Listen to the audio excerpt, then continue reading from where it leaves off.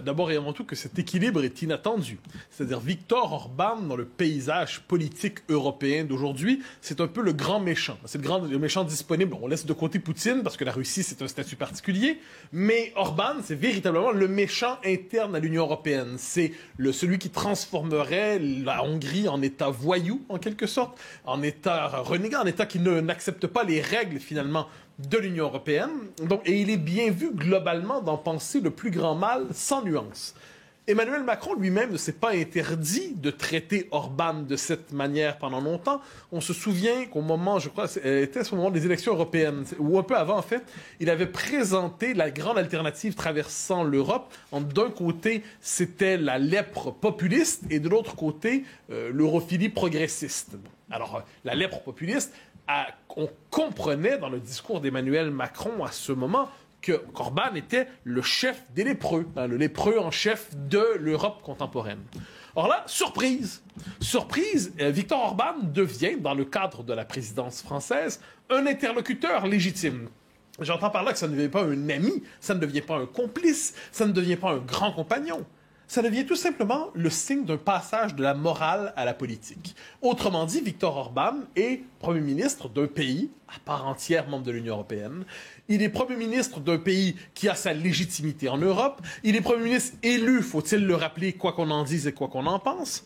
Autrement dit, Viktor Orban, qu'on peut critiquer très sévèrement, est néanmoins un acteur légitime dans le paysage politique européen pour Emmanuel Macron. Et là, il prend la peine de nous dire justement, donc, quittant le domaine de la morale, vous méchant, moi bon, on bascule plutôt dans quels intérêts avons-nous en commun. Alors, il y a Emmanuel Macron. Ben oui, non, mais c'est la politique alimentaire. Alors, Emmanuel Macron prend la peine de dire on a des désaccords de fond. Il ne les abolit pas. Personne ne s'attend à ce que Emmanuel Macron s'urbanise. La question n'est pas là. Mais il dit ne traitons pas la question moralement, traitons-la politiquement. Or là, si on est en désaccord sur l'état de droit, si on est en désaccord sur telle question, on a des points de contact sur l'énergie. On a des points de contact sur la souveraineté. On a des points de contact sur la défense. Autrement dit, ce qui est intéressant, c'est que Orban, qui a été traité comme une catégorie morale repoussante à bien des égards, revient à travers cette alliance circonstancielle de quelques mois, une figure politique critiquable mais légitime dans le paysage politique européen.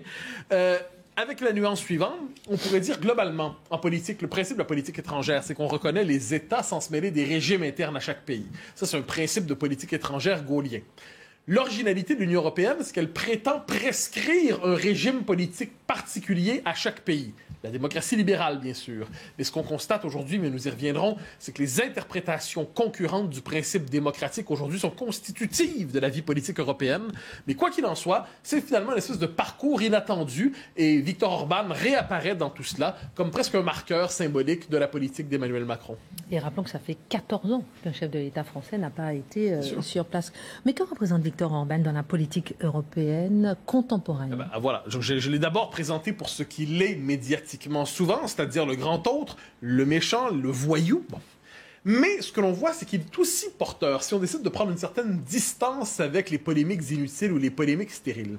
Il est le représentant, à certains égards, de ce que Miloš appelait l'autre Europe. L'autre Europe. Il n'avait pas forgé ce concept pour parler d'Orban, on s'entend, c'était bien il y a très longtemps.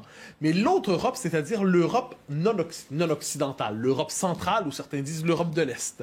L'Europe qui ne se vit pas dans les catégories, donc, aujourd'hui, dans les temps présents, de ce que la France, que la Grande-Bretagne, ce que l'Italie prennent pour l'état de droit, prennent pour leur conception de la démocratie, prennent pour leur conception du progrès, pour leur conception de l'Europe.